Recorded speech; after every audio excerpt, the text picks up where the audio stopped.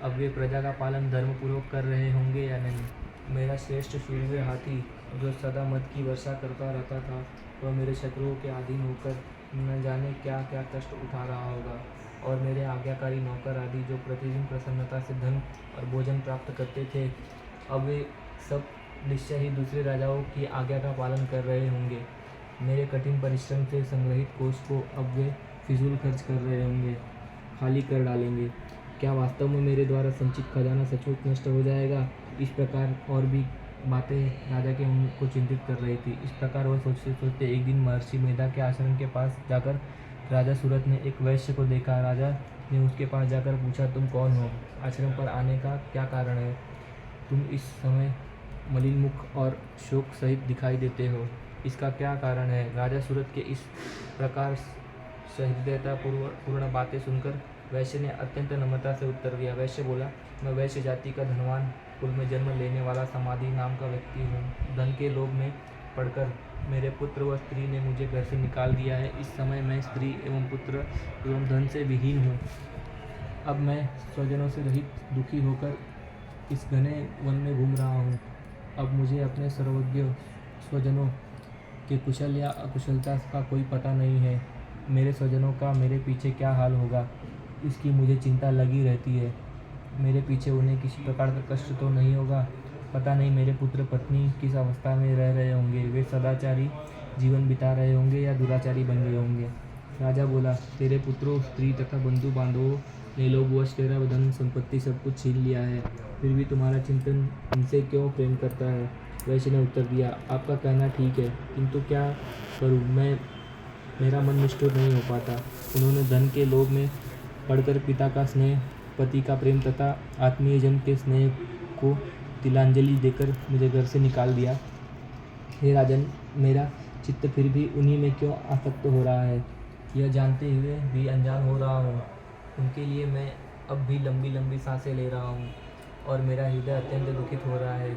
क्या करूँ, मेरा मन उनके प्रति निष्ठुर नहीं हो पा रहा है। मार्कंडेय ऋषि बोले, हे ब्राह्मण, इनके पश्चात महाराज सूरत और वह वैश्य दोनों महर्षि मेधा के पास गए। समाधि नाम के वैश्य और राजा सूरत महर्षि के साथ यथा योग्य न्यायपूर्ण विनयपूर्ण बर्ताव करके बैठे। तत्पश्चात वैश्य और राजा ने उनके साथ वार्तालाप आरंभ किया। राजा बोले, भगवान, मैं आपसे एक बात पूछना चाहता हूँ, उसे बताइए। मेरा मन मेरे वश में नहीं है। यह बात मेरे मन को आंदोलित कर रही है। मेरा राज्य मेरे हाथों से निकल गया, फिर भी मेरी ममता राज्य के बारे में बनी हुई है।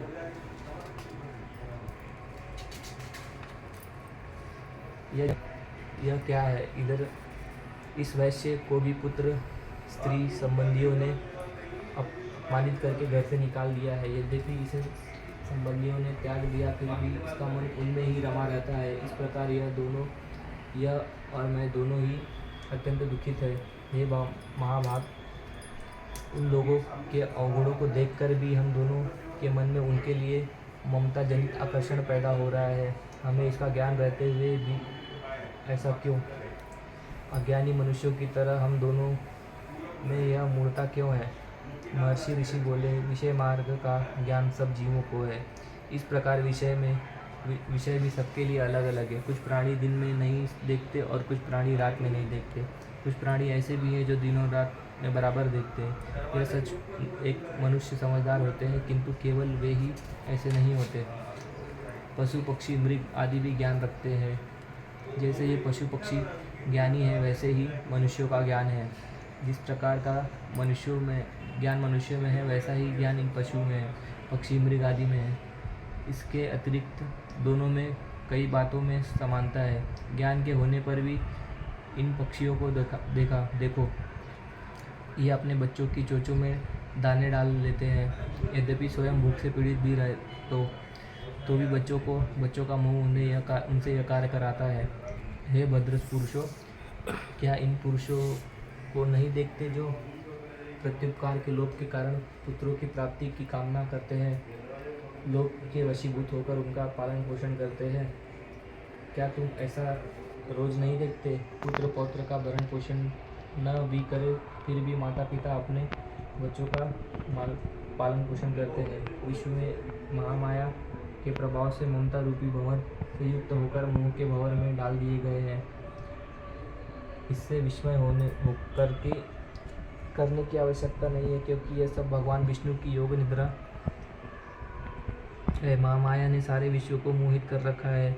वही देवी योग माया ज्ञानियों के चित्त भी बलपूर्वक खींचकर मोह में डाल देती है। उसी महामाया के द्वारा यह चराचर जगत उत्पन्न होता है। देवी महामाया प्रसन्न होकर अपने भक्तों को वरदान देती है, जिससे मुक्ति प्राप्त होती है। वही मुक्ति की परम हेतु है। वही सनातनी ब्रह्मज्ञान स्वरूप विद्या है। यह देवी ही सांसारिक बंधन का कारण है तथा वही सर्वेश्वर ईश्वरी है। राजा बोले, हे महात्मा, आप जिसको महामाया कह रहे हैं वो कौन सी देवी है? हे ब्राह्मण श्रेष्ठ, यह देवी किस प्रकार उत्पन्न हुई, उसका क्या कार्य है, उसके स्वभाव स्वरूप आदि विषय में जानना चाहता हूँ। हे ब्रह्मज्ञानियों में श्रेष्ठ, आप मुझे भी वृत्तांत सुनाइए। ऋषि बोले, हे राजन, वह देवी तो नित्य रूपा है, जिसके द्वारा यह संसार रचा गया है। फिर भी उनकी उत्पत्ति अनेक प्रकार से होती है, वह सब मैं आपको बताता हूँ। वह देवताओं का कार्य सिद्ध करने के लिए प्रकट होती है।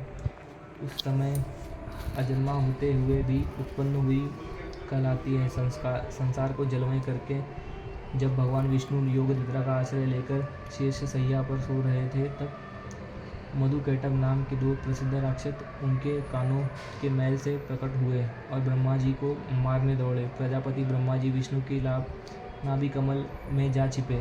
ब्रह्मा जी ने भगवान विष्णु को सोया हुआ देखकर हृदय को एकाग्र करके इसी योग निद्रा की स्तुति की। यह स्तुति भगवान विष्णु को जगाने हेतु